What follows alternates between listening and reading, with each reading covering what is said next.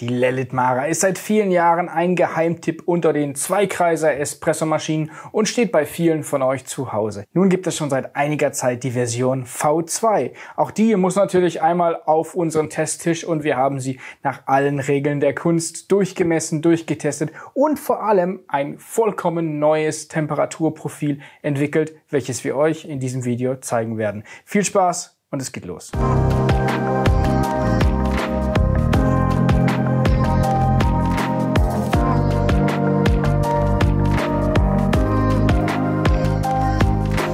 Wir sind zurück mit einem Espressomaschinen-Video und zwar mit der Lelit Mara.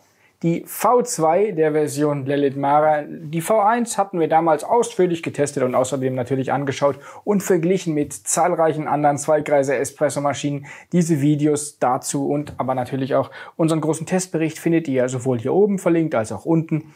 Nun gibt es aber eine Version V2 schon seit einiger Zeit, Michel. Es hat sich ein bisschen getan, es hat sich einiges Entscheidendes verändert. Ja. Entscheidend insbesondere beim An- und Ausmachen bzw. Einstellen und natürlich aber auch gesamthaft in der Performance.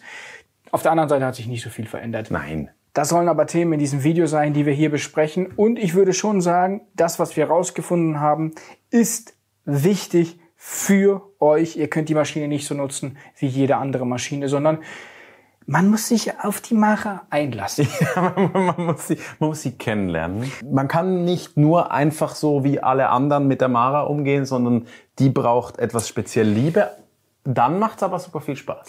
Die Mara ist die Mara und wir haben viele dieser Maras in den vergangenen Jahren auch in unseren Kursen natürlich angeschaut. Die finden ja jede Woche statt. Da kann man bei uns in Basel oder auch in Dienstlaken in unseren Homebarista-Kursen lernen, mit seiner eigenen Espressomaschine guten Kaffee zu machen. Und das, was wir da lernen, das fließt natürlich auch hier in diese Videos ein. Und so haben wir da zum Beispiel gemerkt, dass die Temperatur bei der Mara in unserem Standardprotokoll, wenn wir sie standardmäßig nutzen, gelinde gesagt, richtig schlecht ist. Genau. Aber wir haben rausgefunden, wie wir es besser machen können. Das schauen wir an. Jetzt nicht gerade, aber genau, das ist Thema in diesem Video. Das ist definitiv ein großes Thema, weil es soll ja auch, wenn ihr Gäste zu Hause habt, 2 Brühungen, das ist gar kein Problem. Das haben wir auch damals rausgefunden. Der zweite soll nicht brechen müssen. Der zweite soll nicht... Ja, je nach Kaffee. Genau, aber genau, auf das gehen wir ein und natürlich werden wir auch euch die heutigen, sag jetzt mal, nochmal überarbeiteten und ergänzenden Daten liefern. Wie lang ist die Schäumzeit, Boilergrößen und so, das werdet ihr alles in dem Video finden und auf jeden Fall dann mitnehmen, was die Differenzierung zu der V1 ist. Ich glaube, das optisch, das, was man sofort sieht, ist vor allem das rote Logo, das schwarze Logo. Also ihr könnt davon ausgehen, wenn ihr ein schwarzes Logo habt, wie hier, habt ihr die V2. Wenn ihr ein rotes Logo habt, habt ihr die V1. So. Und sonst hat sich nicht so viel geändert. Und sonst hat sich nicht so viel geändert. Also wir können ja einmal durchgehen. Es ist ein klassischer Zweikreiser. Zweikreiser mit stehendem Boiler, 1,8 Liter, dann einen stehenden Zylinder durch als Wärmetauscheprinzip für den Brühkopf. Das heißt, wir haben effektiv eine Heizung, die heizt den stehenden Boiler und dann haben wir eine Übertragungswärme, Wärmetauscheprinzip oder Heat Exchange in diesem Zylinder drin. Der ist geschlossen, der ist weg eigentlich vom Dampfbereich bzw. vom Heißwasserbereich und erhitzt sich aber um diesen umgebenden, also um den Dampf oder in dem Dampf. Das ist jetzt ein bisschen kompliziert erklärt. Ja, dann durch den Boiler geht ein Rohr und da läuft das Wasser durch, mit dem wir dann brühen. Ja. Und es wird warm dadurch, dass es da durchläuft. Ja, so kann man das auch sagen. Oder? Also, und genau, beheizt wird der Hauptboiler. Und richtig. Nicht das Rohr, beziehungsweise das wird nur indirekt beheizt. Richtig. Ich glaube, die Lelit Mara X zeichnet vor allem auch ihre Größe aus. Also sie ist sehr, sehr schmal. Wir sind bei 22 Zentimeter Breite und das ist, ich glaube, schon fast ein Unikat. Also bei den Zweikreisern. Bei den Zweikreisern auf jeden Fall. Super schmal. Ihr habt eine 41er Tiefe. Wichtig, ohne den Stecker hinten. Der Stecker hängt noch ein bisschen raus. Da könnt ihr noch 3, 4, 5 Zentimeter dazu rechnen und mit dem Siebträger vorne dran, dann seid ihr dann über 50. Also da eigentlich immer, da wo die Maschine hinkommt, sollte eine 60er Platte stehen, weil sonst... Ja, ich finde es auch immer nervig, wenn die so raussteht, ja. Sonst läufst du durch die Küche oder durchs Wohnzimmer und kommst an den Dingsbums, wie heißt das Viech? Siebträger. Ja, aber Halterung, Griff? Der Griff, genau, das hängt der Griff da so über, dann stößt man das so an, dann fällt es auf den Boden, dann hat man in seiner Fliese eine Ecke, das nervt. Das nervt. Und in der Küche hat man ja oft Platten. Stimmt, ja. Da gibt's eine richtige Ecke rein. Und Dann haben wir eine 35er Höhe, haben einen Wassertank mit 2,6 Liter und eine für Zweikreiser sehr außergewöhnlich große Tropfschale mit 850 Milliliter. Ja, auf jeden Fall auf der größeren Seite kann man dann immer noch easy peasy bewegen und auch ausleeren. Wunderbar. Was auch noch, wenn wir gerade schon da vorne sind, auffällig ist, diese Fallhöhe. Ja, das ist so, wer zu Hause gerne Takeaway-Becher mit Espresso befüllen will, ist hier zu Hause 11,6 Zentimeter haben wir gemessen. Das ist also richtig viel. Wir sind oft so bei 8,5, 9. Ja. Und das sind dann nur 2,5 Zentimeter nochmal mehr, aber das macht dann schon was aus. Weswegen aber natürlich hier so ein kleiner Espresso-Podest mitkommt. Und das funktioniert gut, der steht sauber. Ja. Einzige, was ein bisschen Nachteil ist, man kann da nicht so ganz gut eine Waage drauf balancieren. Genau. Aber ich finde das eigentlich gut gelöst. Ich finde aber auch, ich finde das nicht mal so schlimm, wenn man grundsätzlich, und das würden wir euch immer empfehlen, bei solchen Maschinen mit einer Waage zu arbeiten. Das reduziert da den Platz und oftmals sind diese, ich sage jetzt so, der Bereich ist glaube ich 8 Zentimeter. Alles darunter wird dann mit der Waage super, super eng. Und dann habe ich halt 1,5 Zentimeter oder 2 mehr. Mhm.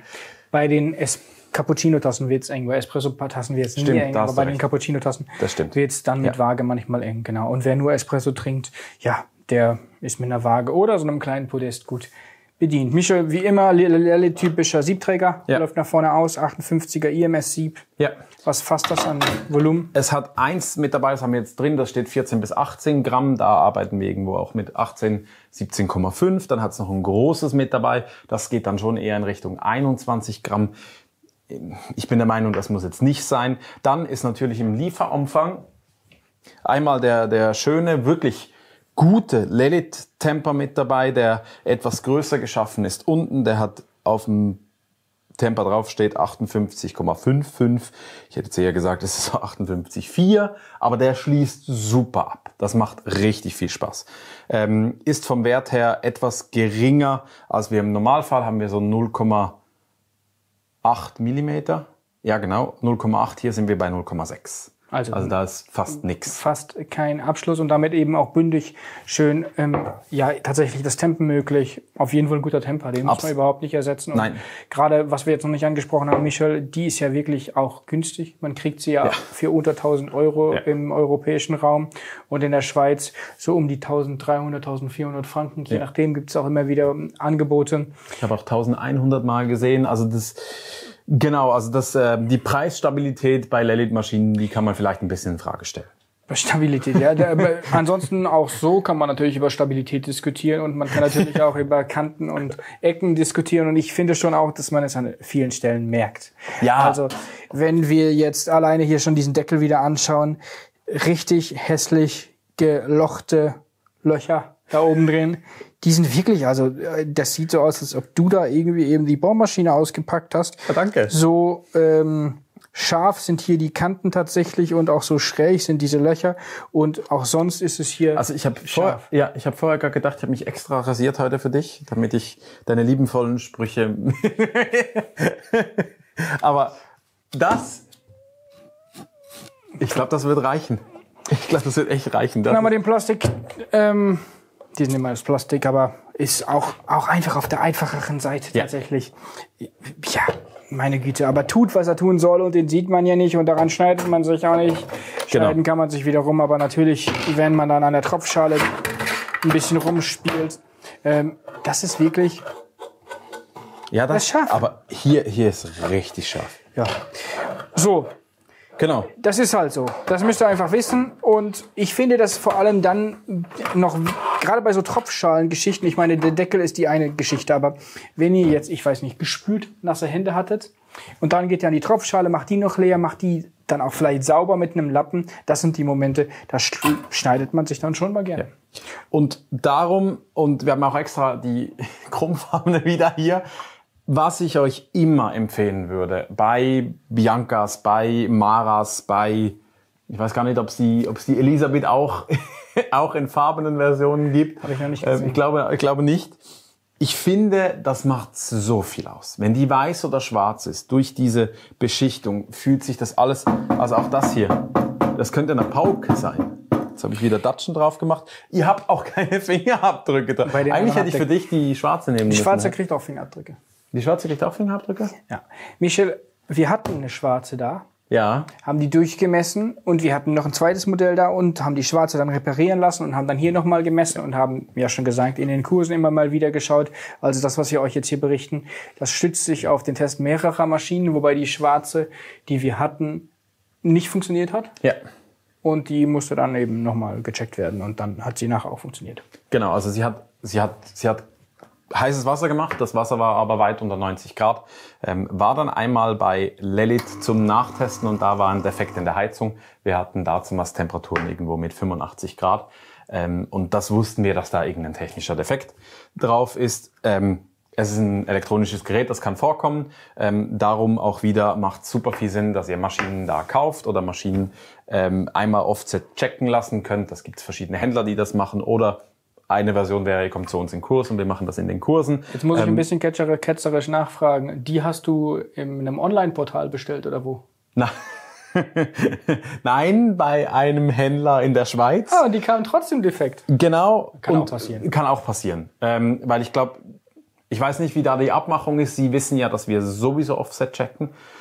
Kann man jetzt sagen. Gedacht, dann schicken Sie uns die. Okay. Spielt ja keine Rolle. Interessante Interpretation. Michel, ich habe gerade in der Box geguckt, der Filter ist gar nicht mehr mit dabei.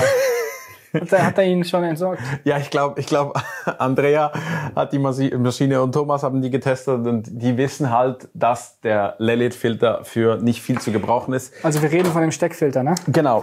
Das ist ja grundsätzlich eine super smarte Lösung. Ihr macht einen Steckfilter in den Wassertank, tauscht den im Schnitt einmal im Monat und habt so das richtige Kaffeewasser. Wenn dieser Filter denn das tun würde, was er tut. Und damit ich jetzt euch nicht einen 2-stündigen Monolog über Kaffeewasser führen muss, ist einfach wichtig, dieser Filter tut nicht diese Filterung, die lecker ist für Kaffee. Die schützt eure Maschine, ist eine sogenannte Entsalzung, wie viele Entsalzungsanlagen zu Hause im Keller oder so, wenn man das hat, um weiches Wasser für Spülmaschine, was auch immer zu haben. Aber das ist nicht lecker mit Kaffee.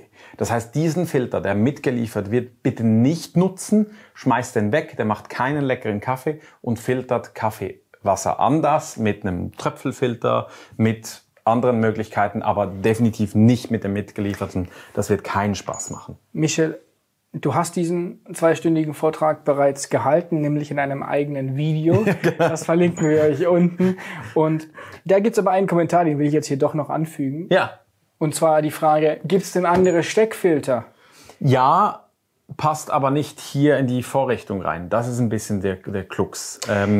Wenn jemand eine Idee hat oder vielleicht auch nur eine Druckschablone für den 3D-Drucker, wie man tatsächlich da diese klassischen anderen Filter von Brita oder BWT eben vielleicht dann doch mit der Lelit nutzen könnte, bitte schreibt es in die Kommentare. Unbedingt. Weil viele fragen sich das und wir haben da eben noch keine Antwort geliefert und das ist eigentlich nicht schön. Es gibt andere Hersteller, die mit anderen Partnern für Filter zusammenarbeiten, die sowas haben. Aber die passen ja nicht da rein. Die passen nicht hier rein. Also eigentlich hat man schon die Vorlage, wie es aussehen müsste und bräuchte nur das Adapterstück für hier rein. Ja. Der Hersteller des ECM Profitec, die haben so eine diverse machen das mittlerweile. Also das gibt's jetzt für diese Kartuschen und Brita Intensa Filter, genau. Super. Der macht Sinn. Das ist eine Entkarbonisierung. Das schmeckt dann wieder. So, jetzt bewegen wir uns weg vom Wasser. Ja. Und auch vom anderen Zubehör. Man kann auch sagen, es ist nur ein Siebträger dabei. So muss man sagen. Man kann unterschiedliche Siebe da einsetzen. Aber es hat immer diesen Doppelauslauf nach vorne. Der ist aber so nah beieinander, dass es auch gemeinsam in eine Espresso-Tasse laufen würde. Das ist eigentlich das Schöne. Plus der schöne ästhetische Effekt. Wenn man zielt, ja. Ja, wenn sie nicht zu eng ist, ne? Stimmt. Oder also so ein kleines Gläschen wäre jetzt blöd, aber eine breitere Espresso-Tasse, da geht es auf jeden Fall. Zusätzlich auch schön, finde ich tatsächlich bei diesem Siebträger immer, dass es so nach vorne läuft. Ja, es ist natürlich filmtechnisch anspruchsvoll und schön und gleichzeitig, ja, man sieht einfach, wie der Espresso rauskommt und ob er da blubbert oder nicht. Michel, und sonst vieles, was wir bis jetzt gesagt haben, das hätten wir auch über viele andere Zweikreiser sagen können. Die Lelit Mara ist aber ja an einigen Stellen ein bisschen speziell, hat unterschiedliche Einstellungsmöglichkeiten und hier fängt jetzt ein wichtiges Unterschiedsmerkmal auch an, das wir besprechen müssen, zum Vorgänger. Richtig. Kurz technisch. Ihr habt einen 1,5 Liter Wärmetauscher Zweikreiser. Ja. Kurze Erklärung, ihr habt da einen Zylinder drin, der wird erhitzt durch den umgebenden Dampf. Alles wunderbar. Der große Unterschied zu vielen anderen Maschinen ist, wir haben 2 Messsonden drin. Es ist kein Pressostat, es ist ein PID-Sensor, der misst, was geregelt wird. Der eine Sensor, der ist typisch, den haben fast alle, der ist im Dampfbereich. Das heißt, wir steuern den Dampf, die Dampftemperatur. Die Lelit Mara X hat aber, war auch schon bei der ersten Version so, einen zweiten Sensor, der liegt im Wärmetauscher, also für das Espressowasser. Jetzt kann die Maschine brühfokussiert, also Espresso-Temperatur fokussiert brühen, oder sie kann dampffokussiert brühen. Der massive Unterschied dabei ist, während der Brühung, während wir den Hebel hoch machen, heizt die Heizung nicht mehr nach. Beim Brühen. Beim Brühen und bei der brühfokussierten Einstellung. Bei der dampffokussierten Einstellung ist es einfach ein klassischer Zweikreiser, wie alle anderen auch, und dann heizt es nach. Was ist positiv, was ist negativ? Positiv dabei ist, wir sind in der Brühung oftmals konstanter, wir gehen nicht hoch. Negativ dabei ist, wir enden nach der Brühung bei etwas geringerem Dampfdruck und haben dann direkt nach der Brühung nicht so viel Dampfleistung. Was die Maschine dann macht, ist rund 120 Sekunden einmal volle Leistung auf den Dampf zu geben, also auf die Heizung, ist ja nur eine drin, und den wieder hochzuholen. Also Brühmodus, Michel, und Dampfmodus. Richtig. Das haben wir hier. Eigentlich mal intelligent, oder? So. Eigentlich gut, ja. Wir können sagen, dass der Espresso viel zu heiß gebrüht wird, wenn wir im Dampfmodus sind. Insofern ist der Dampfmodus eigentlich eher, ich weiß auch nicht, wann wir den wirklich nutzen wollen. Egal. Der Brühmodus ist interessant zum Espresso machen und der andere, ja doch, so Szenarien für heiße Schoki, Großauflauf, dafür könnten wir dann auf den Steam-Modus gehen, aber der Espresso wird dann einfach viel zu heiß, das können wir jetzt schon mal sagen, 98, 99. Nun ist aber da was extrem Entscheidendes passiert. Von dem V1-Modell zum V2-Modell und so richtig laut hat Lelit das nicht kommuniziert. Nein. Und vor allem haben das irgendwie auch viele Händler verpennt. Ja. Und jetzt geht man dann auf so ein V2-Modell, kauft es. Viel hat sich auch nicht geändert in der Maschine. Nur die Steuerung hat sich geändert. Nimmt die alte Bedienungsanleitung und da steht drin, dass welcher der Brühmodus ist. Ja, jetzt wird es eben ein bisschen kompliziert. Die alte Version war so, dass wenn ihr den Punkt habt, also es ist ja 0 und 1, diesen Schalter hier auf der Seite. Wenn ich jetzt hier den angucke, habe ich den jetzt hier auf der Null-Position. Das ist heute der? Das ist heute der Brühmodus. Und früher war das der? Dampfmodus.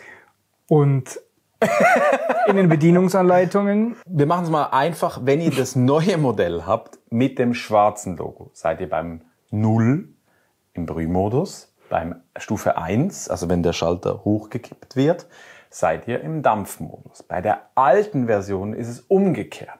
Jetzt ist es super, super wichtig, wenn ihr eine alte Bedienungsanleitung gelesen habt für euer neues Gerät, dann habt ihr diesen Schalter falsch gesetzt, weil das noch umgekehrt war.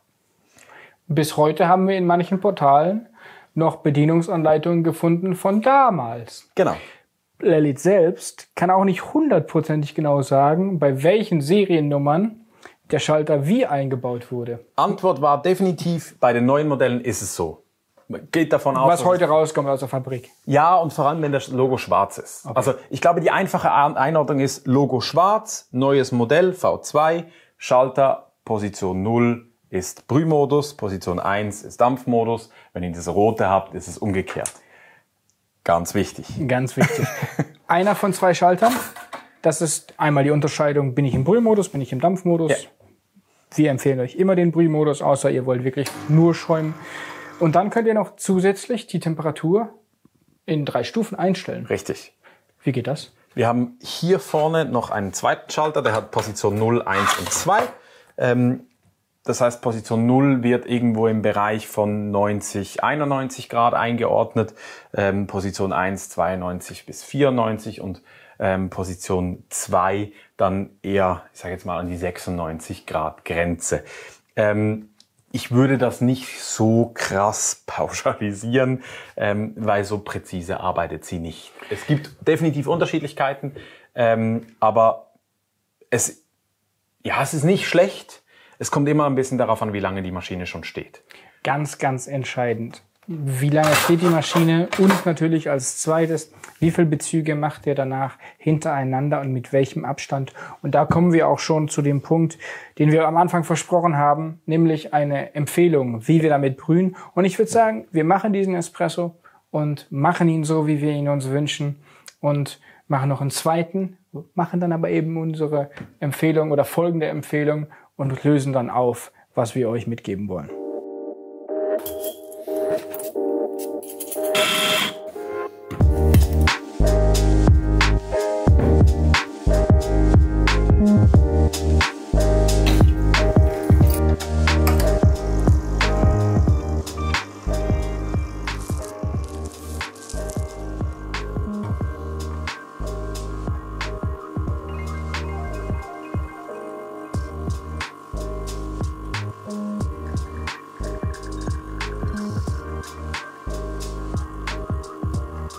Habe ich mir jetzt gedacht, aber wir trinken den denn.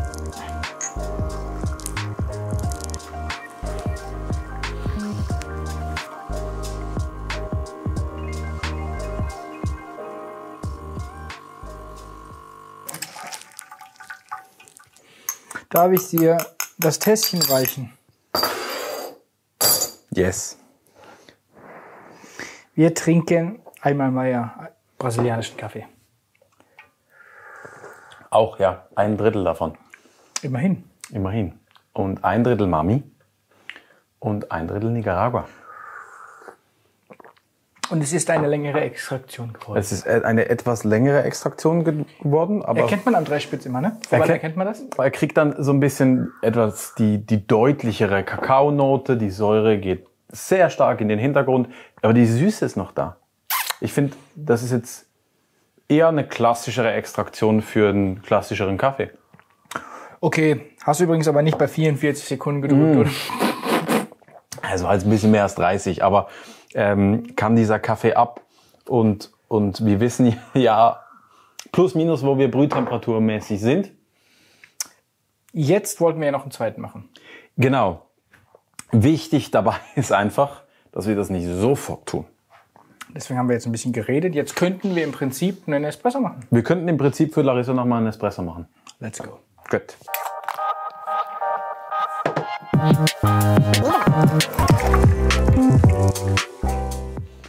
So, mal einen Kaffee für Larissa, weil wir sie immer vergessen und immer nur 2 Brühen machen.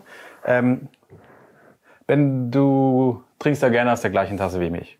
Aha, das auch, aber ich dachte, du trinkst ihn jetzt einfach. Jetzt hat er richtig gewonnen. Jetzt hat er gewonnen. War ein bisschen Also kürzer, ne? in unserer Wahrnehmung. Das war jetzt ein 27er-Shot und jetzt ist einfach Nicaragua wieder da. Lieber Michel, bevor wir sagen, was wir alles eingestellt haben, sprechen wir ganz kurz über die Veränderung. Du hast jetzt gewartet eine gewisse Zeit. Ja. Anstatt sofort den Espresso zu ziehen, Ja. hast du wie lange gewartet? Rund 3 Minuten. Rund 3 Minuten braucht's. Vielleicht reicht noch 2,5. Wir haben aber herausgefunden, unser klassisches Testprotokoll, um das einmal einzuordnen, ist, dass wir 5 Brühungen als Kaffeemacherprotokoll machen. Das machen wir seit Beginn so. Und diese mit jeweils einer Pause von 1 Minute. Das heißt, wir brühen, wir lassen den Siebträger 15 Sekunden eingespannt, wir spannen dann aus und je nach Maschine, je nach Eigenart spülen wir dann direkt oder wir spülen vor der Brühung. Du redest davon, dass wir die Temperatur messen und das haben wir dann eben getan. Genau. Nach dieser Minute 5-mal hintereinander. Ja.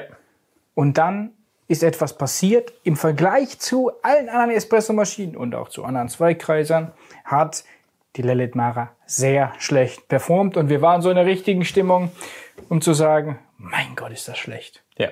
Also das war wirklich schlecht. Die erste Brühung war gut. Also die Maschine braucht 25 Minuten zum Aufheizen auf Stufe 1 und 2. Auf Stufe 0 ist sie zu kühl. Ja. Da eher 30 oder mehr. Das heißt, die niedrigste Temperaturstufe braucht ein bisschen mehr. Ja. Und dann war die erste Brühung gut. Ja, die erste Brühung ist dann in der Temperatur, aber nochmal 25 Minuten, klassische Zweikreiser-Geschichte, immer eher 61-Geschichte, braucht Zeit zum Aufheizen. Auch hier der Fall, erste Brühung ist dann gut. Die Problematik, und sie ist auch, also wir müssen zwei Sachen vielleicht kurz sagen. Erstens, insbesondere auch wegen dieser Pumpe, haben wir eine sehr träge Annäherung an die Zieltemperatur. Es braucht rund 10 Sekunden, bis ihr dann bei diesen 92, 93 Grad, die wir uns wünschen, ankommen. Und dann sind wir aber ziemlich konstant. Ja. Das ist also, wenn ihr zu Hause einen doppelten Espresso machen wollt, wunderbar.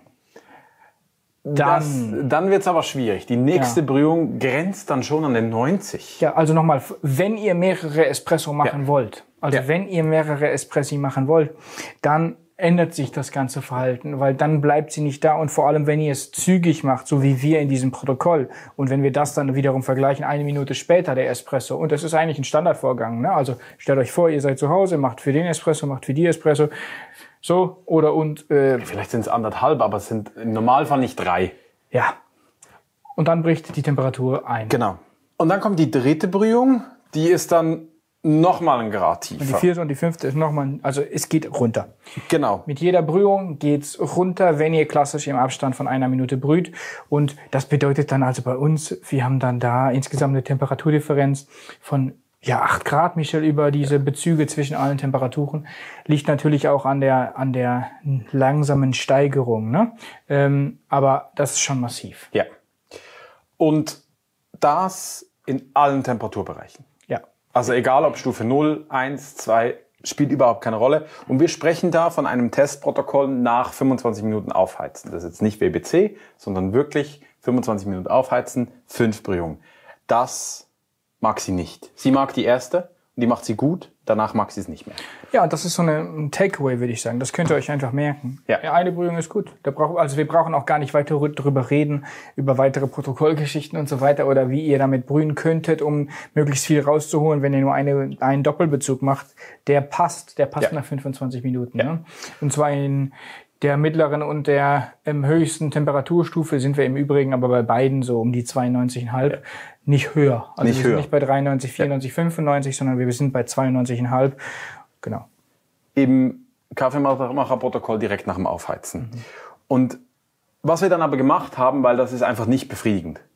Definitiv nicht. Und das ist auch, es entspricht auch nicht dem Gedankengang der Maschine, weil sie die Heizung ausschaltet, dass man dann direkt wieder brüht, weil das stemmt sie nicht. Genau. So, und jetzt haben wir gesagt, wir verändern das Protokoll so, dass es mit der Maschine übereinstimmt, das, was sie tut, dass wir darauf eingehen können und haben der Maschine dann anstatt 1 Minute Lücke 3 Minuten Lücke gegeben. Und wenn wir dann einmal brühen, 2 Minuten warten, also genauer gesagt 2 Minuten 15, dann spannen wir aus, dann spülen wir. Ich komme gerade noch aufs Spülen, weil ja eigentlich Lelit sagt, man soll mit dieser Maschine nicht spülen, was wir euch definitiv nicht empfehlen würden. Nicht wegen der Temperatur, sondern vor allem wegen dem Restkaffee. Was wir euch definitiv doch empfehlen. Also zu spülen, genau. Nicht empfehlen, nicht zu spülen. Doppelverneinung. Dann 45 Sekunden Pause und dann den nächsten Shot. Und dann war es echt für mich ein mega schöner Moment, weil das ist eine Maschine, die super günstig ist, bei der sich Lelit ja eigentlich ganz viel gedacht hat und dass wir da wirklich auch darauf eingehen können. So. Ja, also ich meine, wir haben diese Art, wie wir testen und Maschinen sind aber unterschiedlich und in unserem Testablauf hat die Maschine eben schlecht dann performt. Das ist aber ja eine spannende Frage und das ist ja auch die Frage, die wir dann eigentlich zu klären haben. Was können wir euch eigentlich an die Hand geben? Und wir können euch jetzt hier an die Hand geben, nehmt euch Zeit. Also ihr müsst jetzt hier auch nicht mit der Stoppuhr sitzen, 2 Minuten 15, sondern also die landet dann wieder da. Und der entscheidende Impuls oder das Entscheidende hier bei der Maschine ist tatsächlich ja, wenn wir brühen, dann heizt sie ja nicht nach. Dann fällt sie in der Temperatur. Wenn wir also direkt den nächsten Bezug machen, hatte sie gar keine Zeit, wieder hinten hoch zu heizen. Und das fehlt dann hier auch vorne in der Zirkulation. So. Ja. Und deswegen müssen wir ihr diese Zeit geben. Und wenn wir ihr dann etwas Zeit geben, dann kommt da wirklich, wirklich viel Wärme. Und dann sind wir wieder in einer stabilen Temperatur und können dann auch den nächsten Bezug machen. Es ist einfach keine Maschine, die jetzt ganz hohe Frequenz mag. Genau, das macht sie dann für 3 Brühungen. Also da ist sie wirklich so zwischen diesem 92,3er bis 92,8er, 9er Schnitt. Und ab der 4. Brühung arbeitet sie sich dann hoch, nicht massiv, aber die nächste ist dann eher so bei etwas mehr als 93 und die letzte, die 5. Brühung, kratzt dann an den 94 beziehungsweise steigt kurz darüber. Aber das ist ja immer noch voll in einem akzeptablen Range. Und dann habt ihr 10 Espressi gemacht in einer relativ kurzen Zeit. Und dann war für mich noch ein spannendes Szenario, dieses mit dem Spülen. Weil wenn wir der Maschine sagen, sie muss wieder Wasser laufen lassen, dann heizt es ja nicht und das könnte ja einen Einfluss geben, haben wir dann auch nochmal überprüft. Und es spielt eigentlich keine Rolle, wann ihr spült. Ich würde nicht direkt vor der Brühung. Ich würde immer beim Ausspannen, das ist auch so vom Ablauf her einfach sinnvoller. Nicht wie bei klassischen VEMA-Brühgruppen macht man normalerweise die Spülung direkt vor der Brühung. Ich würde hier beim Ausspannen spülen. Wir haben dann nochmal ein Messszenario gemacht, wo wir direkt nach der Brühung ausgespannt, gespült, dann diese 2 Minuten 15, also total sind es dann 2 Minuten 45 gewartet und dann gebrüht. Das Verhalten war das gleiche.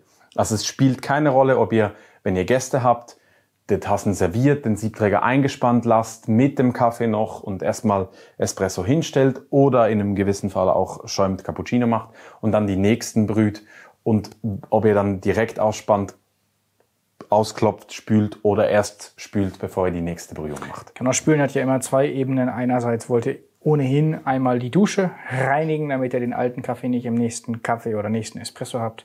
Und auf der anderen Seite kann das auch eine Ebene sein von Temperatursteuerung. Nun ist es ja so, wir haben gesagt, man muss mehr Zeit lassen. Ja. Dann gibt's ja noch das WBC-Protokoll. Das lässt ja viel Zeit. Jetzt können wir ja mal darauf schauen. Einerseits lässt das Zeit, weil das wird aktiviert bzw. durchgeführt. Dabei geht es um 14 aufeinanderfolgende Brühungen nach eben einer Stunde Laufzeit und dann mit immer kürzeren Abständen. Ja. Jetzt könnten wir ja da erwarten, dass die Temperatur da viel stabiler und viel besser ist, weil sie dann halt ihren Rhythmus hat und so weiter. Ist aber nicht so. Nein. Also erstmal kurz über WBC. Das Protokoll ist eigentlich gemacht für Gastromaschinen, für World Barista Championship akzeptierte Maschinen. Das ist ein Zweikreiser. In einem Zweikreiser Wärmetauscher sind im besten Fall wirklich im besten Fall 120, 140 Milliliter heißes Wasser. Also etwas mehr als einen Shot. Und dann ziehen wir wieder kaltes Wasser nach. Natürlich ist es umgeben von 128-gradigem Dampf und heißem Wasser.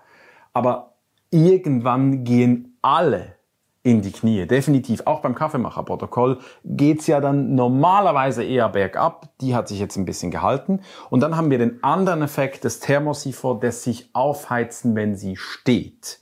Das ist Zweikreiser-Problematik. Und das zeigt die Lelit ganz klar auch, egal in welcher Temperaturstufe wir sind, wenn wir eine Stunde Maschine stehen lassen, dann kochen wir Kaffee, wir brühen ihn nicht mehr. Ja, wir kochen erstmal Wasser und dann kochen wir damit auch Kaffee und das machen wir dann auch in den ersten Bezügen. Ja. Wir sind dann bei 98, 99 Grad und auch der zweite und dritte Shot.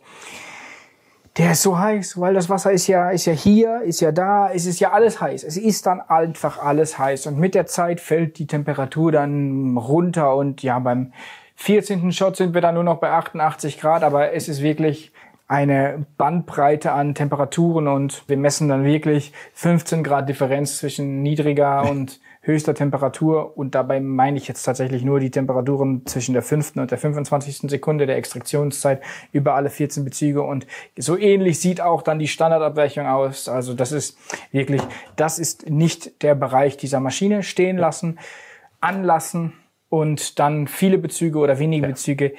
Dafür ist die Lelit Mara X einfach nicht gemacht. Ich meine allgemein Zweikreiser. Natürlich gibt es welche, die etwas besser performen im WBC, absolut. Aber ich kaufe mir keinen Zweikreiser, wenn ich 14 Shots machen möchte.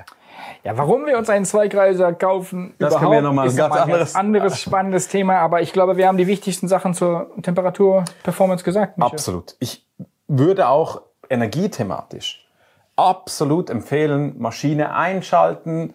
Wenn ihr sie in einer halben Stunde braucht, dann brüht ihr und dann macht ihr die paar Shots. Und dann schaltet doch bitte die Maschine wieder aus, weil es macht keinen Sinn, die dann einfach zu lassen. Wenn ihr, jetzt gehen wir davon mal aus, ihr habt Gäste und ihr brüht diese vielleicht 3 Extraktionen, 6 Menschen oder vielleicht noch Doppel-Espresso für 4, spielt ja keine Rolle. Und dann ist euer Kaffee ja lecker, weil ihr habt super viel Liebe investiert, habt eine tolle Mühle, habt abgewogen, alles wunderbar gemacht. Und dann habt ihr bestimmt auch Gäste, die sagen, boah, ich nehme noch mal einen. Und dann steht ihr an die Maschine, spannt aus, spült. Und dann dampft das, weil ihr vielleicht eine halbe Stunde gesprochen habt, weil es ist ja so ein gemütlicher Rahmen. Was wir dann empfehlen können, ist wirklich ein sogenanntes Cooling Flash, was eigentlich typisch für die Faema Brewgruppe ist. Wenn das so dampft, dann lasst bitte einfach etwas länger Wasser laufen. Ihr seid dann vielleicht nicht mehr ganz so präzise von der Temperatur, aber wenn es dampft, seid ihr eher in dem Bereich 98 plus. Das macht definitiv keinen Spaß und dann könnt ihr diesen Cooling Flash nutzen. Also ihr müsst dann nicht stupide sagen, es gibt jetzt keinen Kaffee mehr, weil meine Maschine ist jetzt zu heiß. So sieht's aus. Und jetzt werden wir Milch heiß machen. Ja. Und damit machen wir dann nämlich Cappuccino. Und wir bleiben im Brühpriorität-Modus. Ja. Denn wir gehen einfach davon aus, dass das unser Standardmodus ist. Ja. Und auch damit soll das Schäumen möglich sein. Und wenn es damit möglich ist, dann wird es ganz bestimmt auch im Steam-Priorität-Modus möglich sein. Wir müssen die Seiten tauschen, denn die Lanze ist auf der rechten Seite. Los geht's.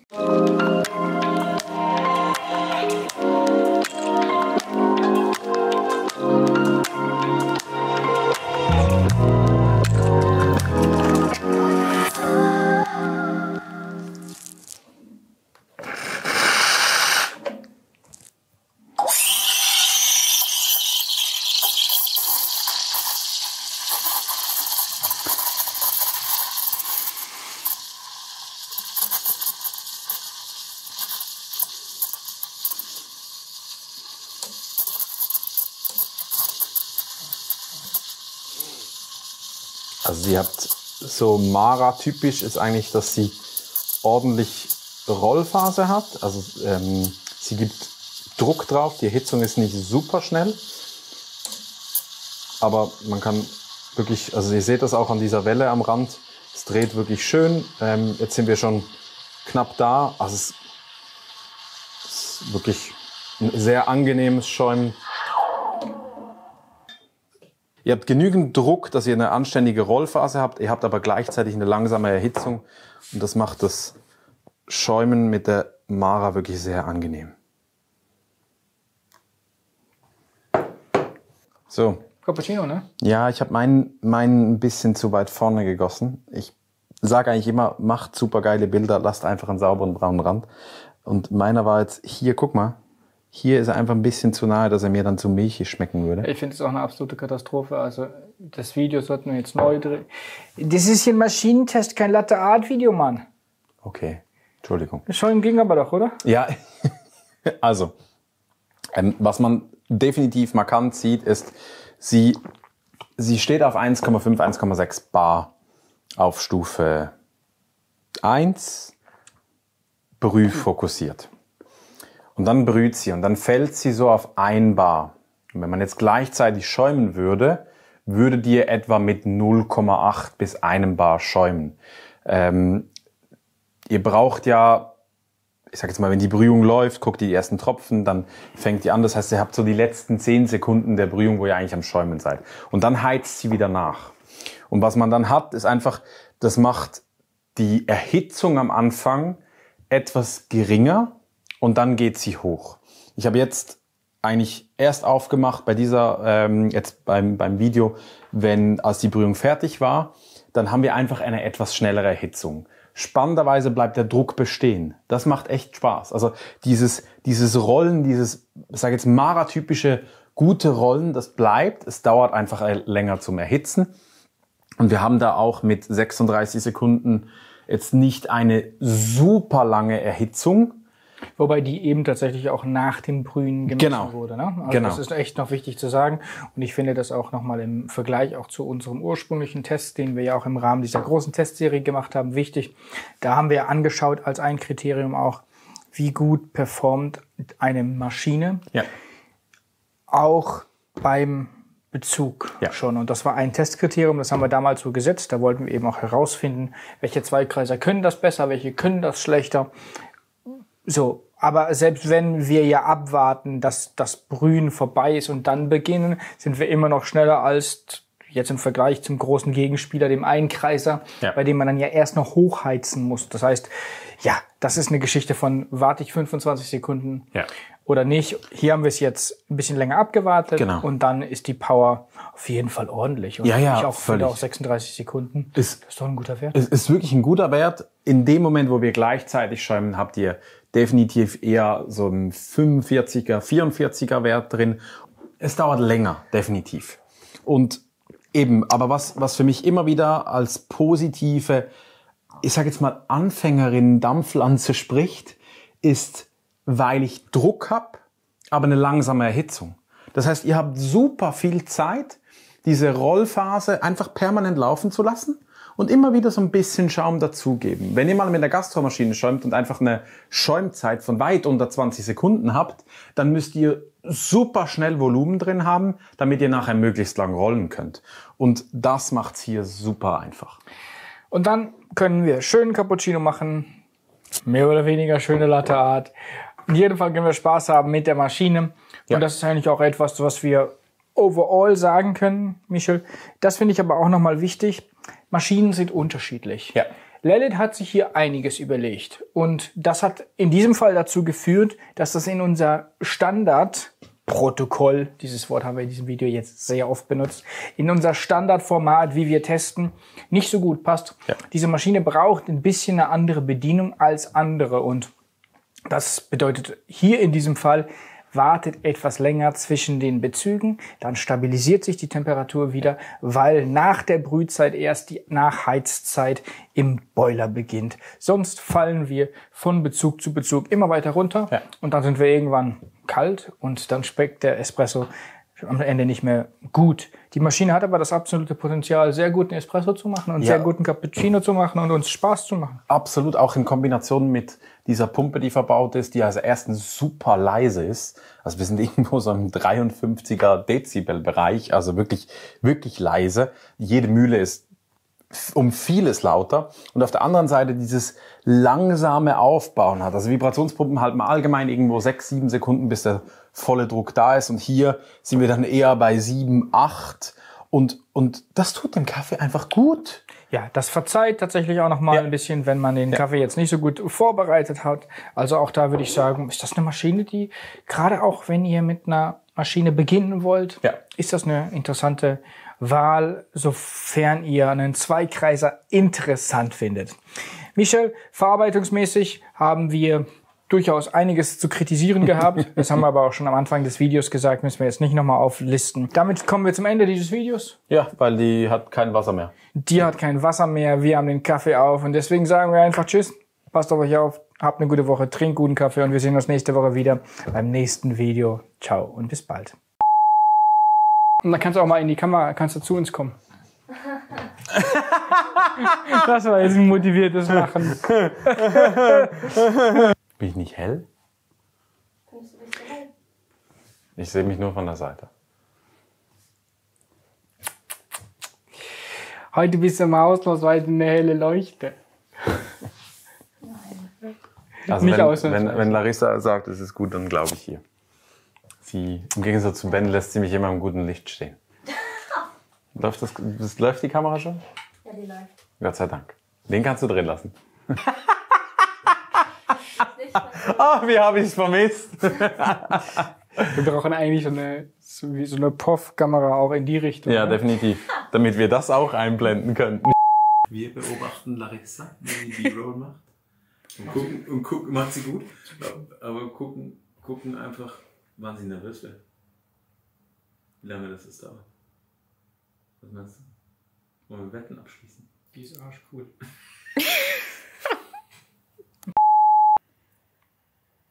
Kein Akku mehr, oder? Kannst du mir auch einen neuen Akku geben? Dankeschön.